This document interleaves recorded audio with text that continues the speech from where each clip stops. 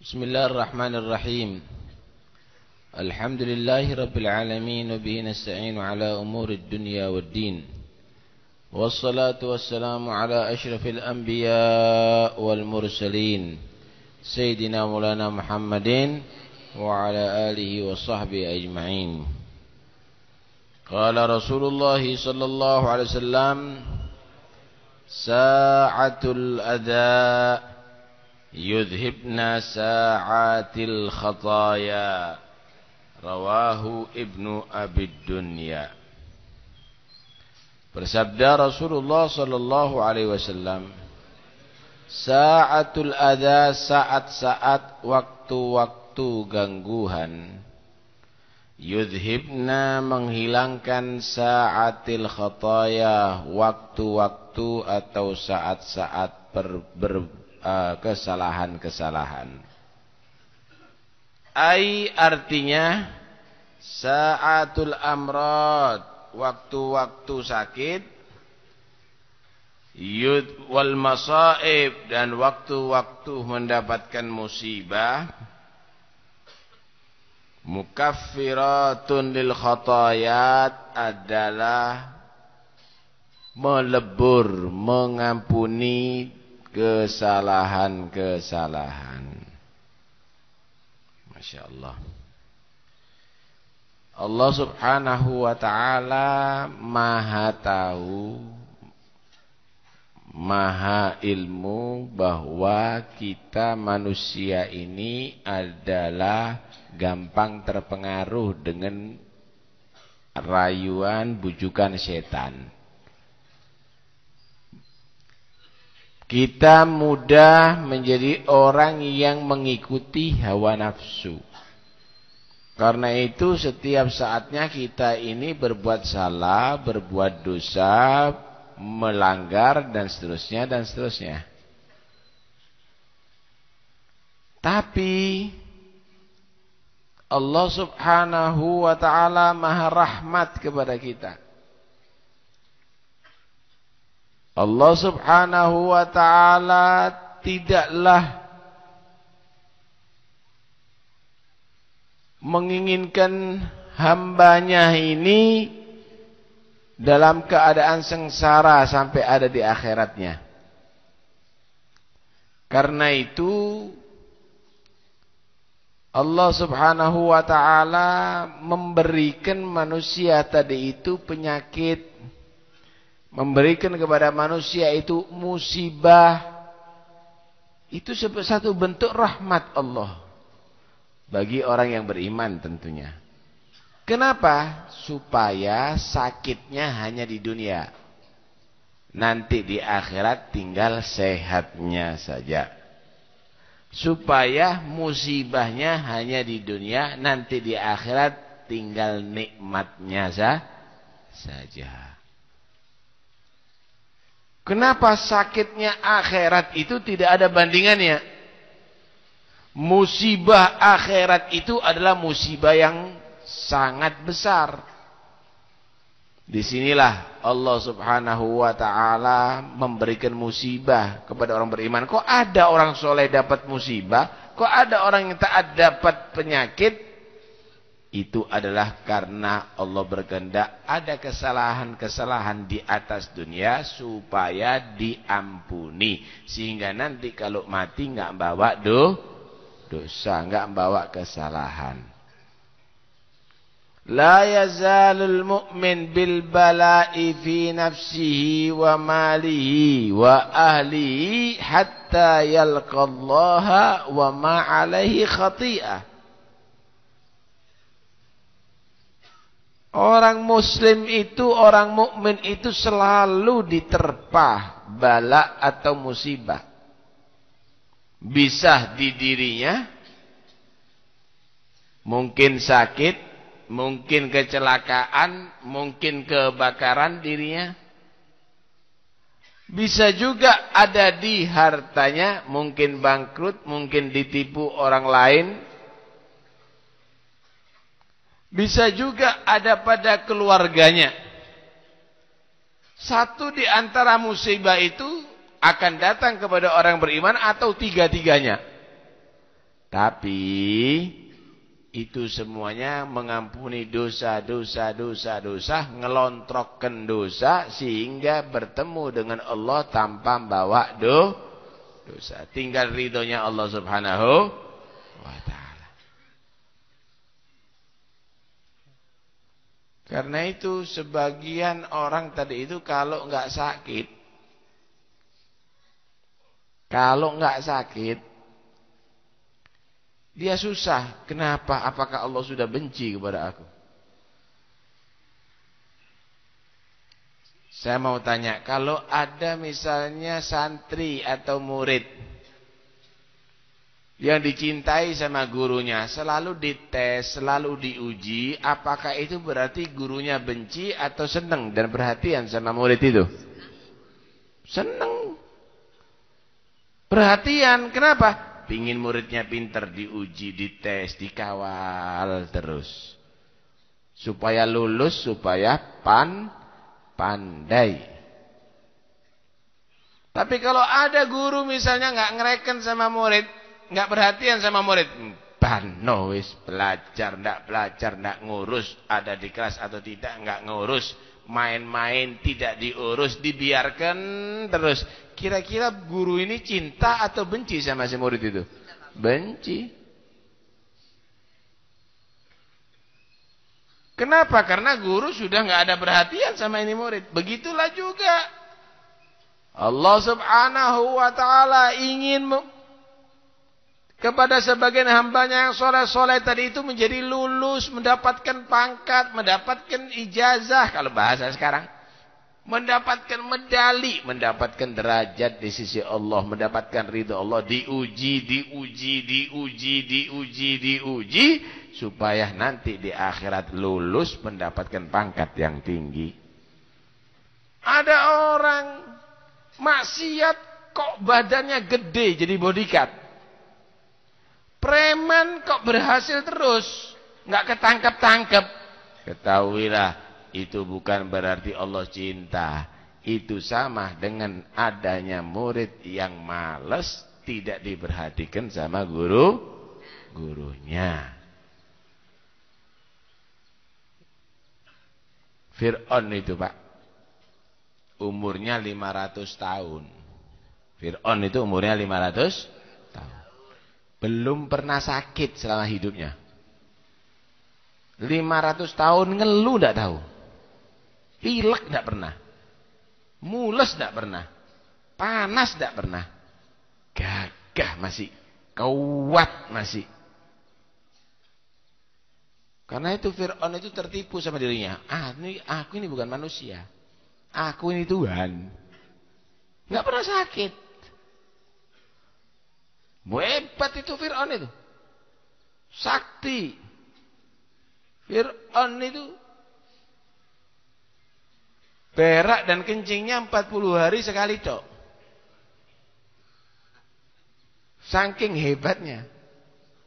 Akhirnya bagaimana? Ternyata Fir'aun tumbang karena Nabi Musa. Waktu Fir'aun dengan congkaknya mengaku Tuhan dan meminta Nabi Musa untuk menunjukkan mukjizatnya, dilemparkan tongkatnya menjadi ular. Ularnya itu bukan ular piton itu, bukan. Ularnya itu gedenya segede daripada gerbang istananya Fir'aun. Kemudian kesitnya, cepatnya jalannya ular itu seperti ular kecil. Jadi cepat begitu. Tapi gede raksasa itu ular. Langsung itu ular menghadap ke Fir'aun, mau menyantap itu Fir'aun. Kaget itu Fir'aun, berubah yang asalnya 40 hari berak 1 kali, berubah menjadi sehari berak 40 kali. Dijatuhkan oleh Allah martabatnya itu Fir'aun. Loh, belum tentu orang sehat terus itu dicintai oleh Allah. Itu kadang-kadang adalah orang dibenci oleh Allah. Sampai ingat-ingat ya. Sampai ingat-ingat. Kapan Anda maksiat kepada Allah, lupa kepada Allah, berbuat dosa kepada Allah, kok rizkinya lancar, kok badannya sehat, kok urusannya berhasil? Ketahuilah berarti itu adalah istijrot, tanda Allah benci kepada kamu. Kapan kamu ibadah, taat kepada Allah, masih kamu itu seret rizkinya misalnya. Masih kamu tadi itu banyak urusan yang sulit, yang melilit. Ketahuilah bahwa kamu lagi diuji oleh Allah. Terimalah dengan sabar dan ridha, kamu diangkat derajatnya oleh Allah. Innama yuwaffas sabiruna bighairi hisab. Hanya saja dibalas orang yang sabar itu nanti di hari kiamat dengan pahala tanpa dihitung. Berapa kali lipat pahalanya orang sabar? Enggak pakai dihitung, terserah Allah. Mau 1000 lipat, mau 1 juta lipat, 1 miliar lipat, itu terserah Allah. Malaikat sendiri enggak bisa ngitung. Malaikat sendiri enggak bisa ngitung. Kalau 1000 berapa nolnya? 3. Kalau 10.000 berarti 4. Kalau 100.000 berarti 5. Kalau nolnya 1000. Iso ngitung. Waduh, nggak bisa ngitung, nggak tahu berapa itu sudah itu. Artinya banyak sudah. Yang tahu hitungannya adalah Allah. Karena itu orang mukmin itu kalau mendapatkan musibah, dia tadi itu syukur, alhamdulillah kata dia. Kenapa? Berarti Allah lagi menguji. Saya harus lulus. Saya harus siap. Begitu kira-kira. Kalau ada murid mau menghadapi ujian ini sebentar lagi kan ujian, atau sebagian sudah ujian ya. Gimana sikapnya murid yang hebat?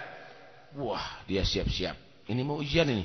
Saya harus bacain. Saya harus mutolaah, saya harus sinau, saya harus menghafalkan, saya harus memahami, saya harus itu, saya harus ini. Kenapa? Siap-siap. Entar lagi diuji sama Allah Subhanahu wa ta'ala supaya sukses. Kamu menjadi orang beriman, siap-siap ya kalau diuji sama Allah. Jangan nanti akhirnya ketika diuji oleh Allah ngomongnya ngelantur. Ketika diuji sama Allah ngomongnya ngelantur. Misal, kenapa sih Allah itu selalu benci kepada aku,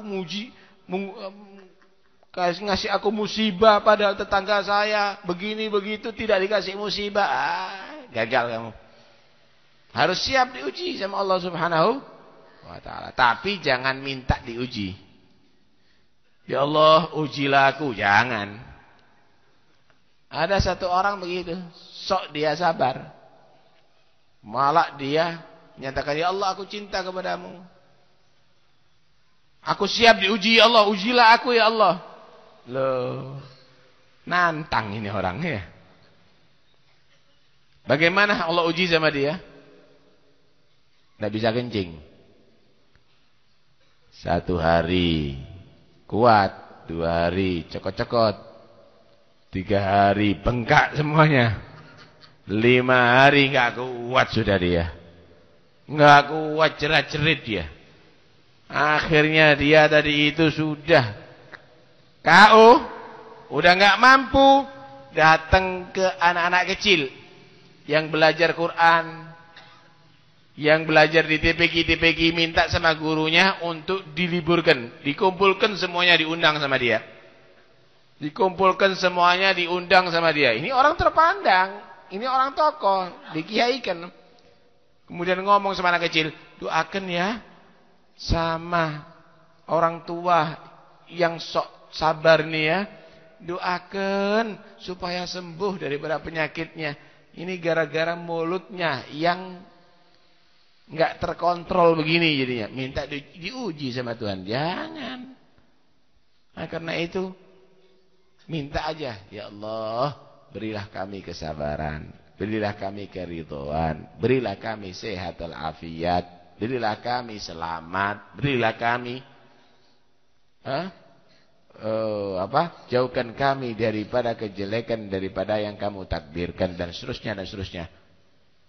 Karena itu waqina syarra ma Gobaid, minta selamat sama Allah Subhanahu wa ta'ala. Tapi kalau memang kamu diuji, ya udah terima dengan sabar dan ridho kepada Allah Subhanahu. Begitu seharusnya orang beriman. Jangan nanti kalau diuji minta mati. Loh, emangnya kamu tahu kalau mati masuk surga? Belum tentu kalau mati sul khatimah. Jangan. Ya. Kata Nabi SAW, la tatamannawul mauta. Jangan kamu itu minta-minta mati. Kalau memang kamu itu mati, ditakdir oleh Allah dikasih mati, fa in kana khairan, kalau memang itu adalah mati bagus bagimu, kamu fa khairun ma tuqaddimunahu. Jangan minta mati. Kalau kamu itu masih jadi orang baik, panjang umurnya kamu tadi itu berarti banyak kesempatan kamu untuk nyelengi kebaikan untuk akhirat kamu. Fa in kana syairan. Lah kalau memang tadi jelek amal perbuatannya kamu bisa koreksi diri kamu. Kamu bisa salahkan diri kamu. Wis cukup. Udah mau mati tambah tua masih tetap lupa kepada Allah, masih tetap main sekak. Tetap main kartu misalnya. Cukup. Nah, kamu bisa mengkoreksi diri. Kenapa? Kamu bisa kritik diri kamu di dunia, itu manfaat. Tapi kalau sudah mati, fama ba'dal maut min musta'tab. Percuma. Yo, sanjane keliru aku. Kenapa di waktu masa hidup kok aku enggak sedekah? Geledek kan. Kamu mengkritik, kamu menyesali, kalau sudah mati percuma. Justru sebelum mati kamu bisa koreksi diri kamu. Kamu bisa menyesali perbuatan manfaat. Karena itu jangan minta mati, mintalah sadar, minta selamat. Begitu seharusnya orang. Minta perang. Terus apa boleh perang? Kapan dia perang ya? Mesisan wis loh. Mesisan. Emangnya kamu siap untuk perang? Emangnya kamu tadi itu tidak mensyukuri damai ini yang Allah berikan kepada kamu? Dalam satu hadis Rasulullah menyatakan la tatamannau liqa'al adu. Jangan kamu tadi itu berharap ketemu dengan musuh perang, jangan. Was'alullahal afiyah, minta kepada Allah selamat, minta kepada Allah damai, minta kepada Allah aman. Fa idza laqitumuhu, tapi kalau kamu tadi itu sudah ditakdir harus berhadapan dengan musuh, wis takdirnya harus perang. Fa'lamu anna jannata tahta dhilalis suyuf. Jangan kamu jadi pengecut. Ketahuilah, yakinlah bahwa sesungguhnya surga itu di bawah bayangan pedang. Artinya maju sudah. Bismillah sudah. Perango sudah supaya mati syahid. Karena itu jihad itu jangan diidentikan bawa pedang atau jadi bom bunuh diri. Bodoh itu. Jihad itu, kamu sekarang memikirkan bagaimana orang-orang Islam yang bodoh-bodoh ajari ilmu supaya pandai. Itu jihad. Bagaimana orang-orang Islam itu yang enggak sholat supaya sholat. Itu termasuk jihad. Bagaimana orang-orang yang sakit dibiayai pengobatannya. Itu termasuk bagian daripada jihad. Karena itu jihad itu bukan gawa bom kono jedar, bukan itu. Apalagi yang dihadapi orang-orang Islam, bukan orang-orang kafir, tambah keliru. Paham ya? Hati-hati.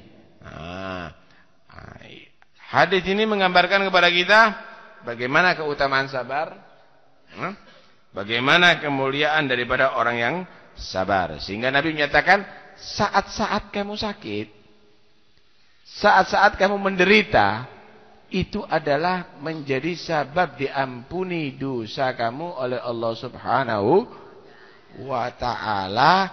Karena di saat-saat kamu lupa kepada Allah, melakukan pelanggaran kepada Allah. Begitu saudara. Allah subhanahu wa ta'ala berfirman dalam Al-Quranul Karim juga, wasta'inu bisabri wassalah innallaha ma'as sabirin. Wasta'inu, mohonlah pertolongan, berharaplah mendapatkan pertolongan dari Allah. Gimana caranya untuk mendapatkan pertolongan dari Allah? Kamu kan setiap sholat menyatakan iyyaka na'budu, hanya kepadamu ya Allah kami beribadah, wa iyyaka nasta'in, dan hanya kepadamu ya Allah kami memohon pertolongan. Gimana caranya mendapatkan pertolongan? Yang banyak sholat dan yang sabar. Orang kalau bondo sabar sama banyak sholat, insya Allah cepat dia tadi itu ditolong sama Allah. Saya banyak utang, ojo nyang dukun-dukun kon, tambah entek duitmu.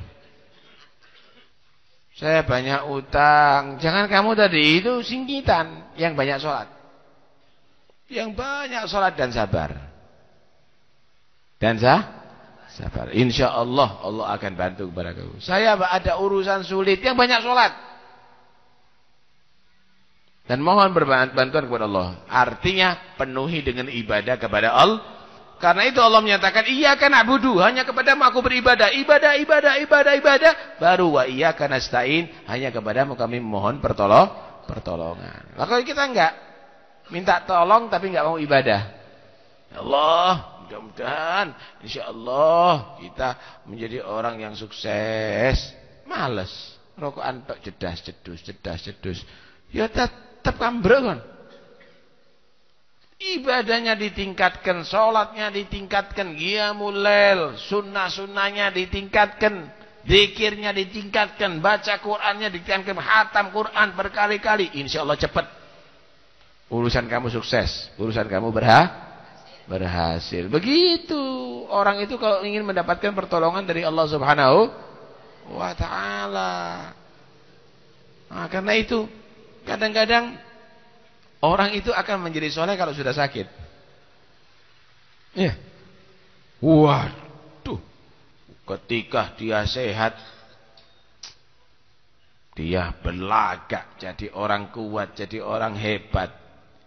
Ketika stroke dolek tasbih langsung subhanallah. Baru dia tahu nih bagaimana. Ternyata Allah menghendaki baik kepada dia dari penyakit tadi itu. Ya. Waduh. Ketika dia sehat, wes khomer diglegek terus.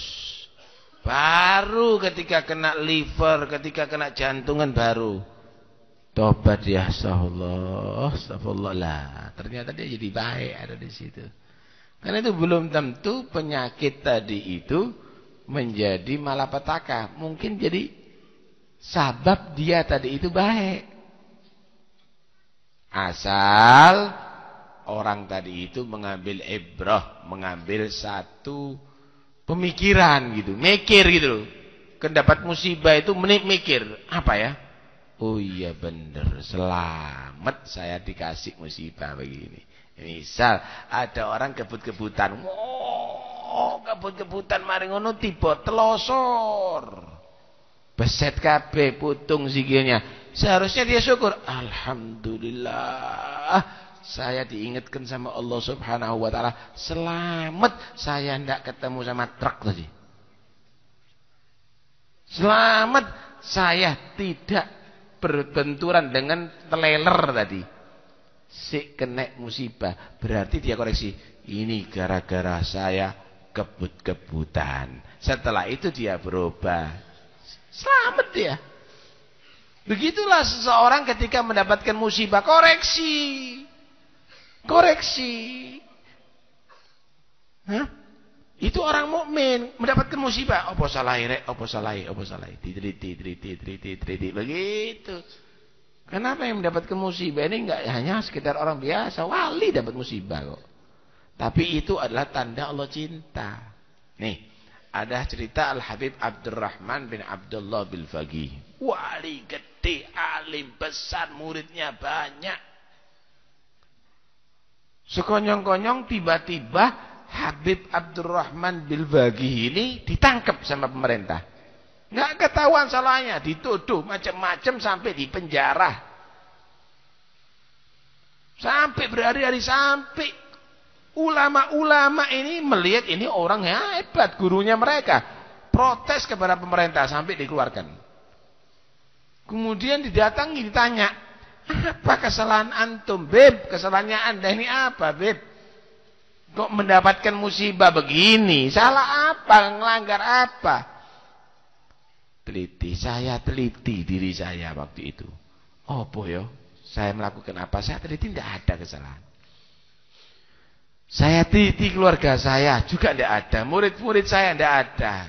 Ternyata ada satu yang kelalaian, yang kelupaan, kata dia. Apa, Beb?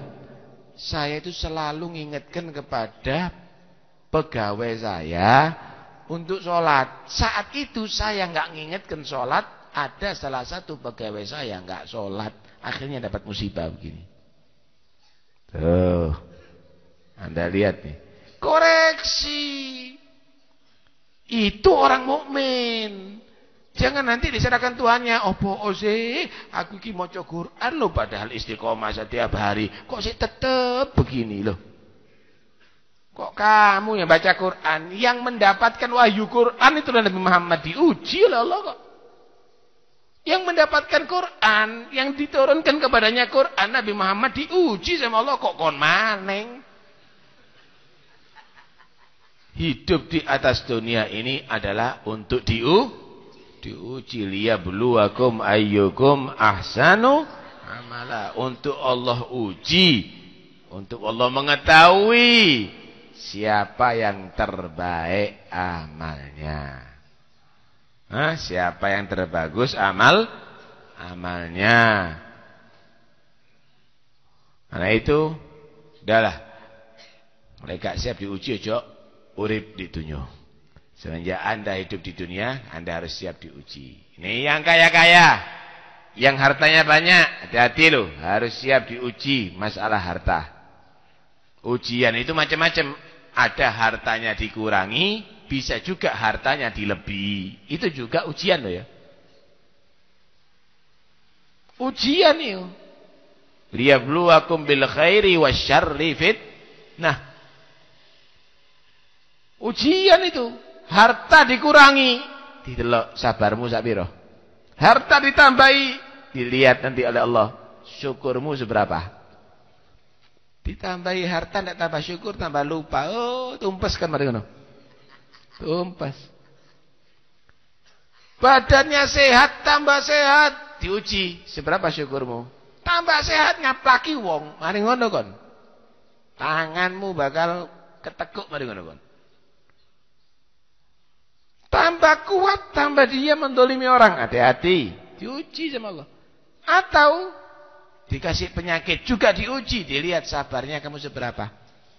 Ya Allah, dulu dia sehat, kuat jalan, berangkat ke masjid, ke majlis taklim. Sekarang dia tadi itu nggak kuat jalan, kena asam urat. Tetap aja ke majlis taklim. Wah, hebat itu. Diuji sama Allah. Diuji sama Allah. Alhasil semua yang ada pada diri kamu harus siap diuji. Bisa ujian tadi itu berupa kebaikan untuk kamu tadi itu, menjadi orang yang hebat, atau justru menjadi orang yang jatuh martabatnya, atau dikurangi untuk menjadi orang yang sabar atau murka terhadap takdirnya Allah. Kepala desa diuji, tambah naik pangkat jadi camat, dilihat tambah jujur enggak ini. Wah, tambah korupsi, ya ntar lagi kok tak digelendeng kono di kantor polisi. Kepala desa diuji oleh Allah, ternyata jatuh martabatnya, ya diuji, sabar enggak kon. Mari jadi kepala desa, jadi buntut desa misalnya, atau jadi yang lainnya, Ya diujian oleh Allah. Gak ada masalah. Sebenarnya ini semuanya adalah ujian.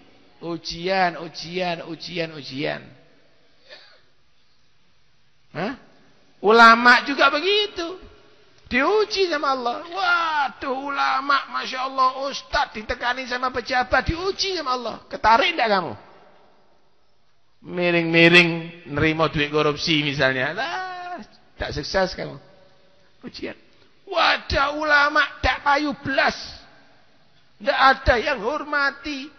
Tidak ada yang mau belajar. Tidak ada itu diuji sama Allah. Sabar enggak kon? Muridih ke ono sing ngergani. Udah diajari sampai pinter, ditinggal jadi pinter, diuji. Ikhlas enggak ini orang? Ridho enggak, sabar enggak tentang dunia Allah? Begitu alhasil semuanya ujian. Inilah dunia ini darul ibtila wal akhirah darul jaza. Dunia ini adalah tempat untuk diuji, akhirat adalah tempat untuk menerima balasan daripada hasil ujian. Mudah-mudahan kita semuanya diberi kesabaran oleh Allah. Amin. Mudah-mudahan kita semuanya dijadikan orang yang bersyukur terhadap nikmat Allah. Amin. Mudah-mudahan Allah berikan sehat walafiat zahir batin, panjang umur fi taatillah, dan kita semuanya dijauhkan daripada segala malapetaka dunia sampai akhirat. Amin. Allahumma amin. Insyaallah Ahad yang akan datang kita adakan perojabannya Isra dan Mi'raj Nabi Muhammad sallallahu alaihi wasallam. Permintaan surat Al-Fatihah pertama untuk Habib Ali bin Ahmad Ba'agil, kemudian Haji Hussein Abdul Ghaniyun gitu. Abdul Ghani mungkin ini ya. Ibu Nasihah, Bapak Said, Bapak Muhammad Khalil, Ustadz Husnan, Haji Anwar, Haji Aisyah, Bapak Muhammad Yasin, Kiai Haji Muhammad Badri Malang. Kemudian Ibu Maryam, Bapak Tahir, Bapak Ismail. Untuk yang sakit Muhammad Bilal Habibi, Ustadz Marsono, Turratun Nafisah, Ibu Salamah Halimah, Bapak Sarbini, Bapak Hasani, Hilyatul Mukarramah, Abdullah Aliyati, Eka Hamifah, Zainab. Untuk yang punya hajat Ahmad Farhan, Siti Salama, Ramla, Muhammad Idris, Khairul Hadi, Zainab, Bapak Abdul Ghafur, Bapak Apan Rafandi, Muhammad Syamsul Huda, Siti Naura, Siti Haniyah, Muhammad Abdul Qahar, Muhammad Syubali, Ainis Salama, Atim. Yang hamil Siti Fatimah, Lailatul Badriyah, Khazanah, Bulgis Karama, Latifatus Sa'diyah. Yang ujian Siti Aisyah, Qurratul A'yun, Nurun Najah, Ahmad Fida Ghifar Sadiq, Kalimatun Nazira, Ahmad Yani, Ghazali, Nurfiyah Devi. Mudah-mudahan mereka meninggal dunia Allah terima segala amal kebaikannya. Allah ampuni segala dosa dan kesalahannya. Yang sakit Allah beri kesembuhan, sehatul afiat zahir batin.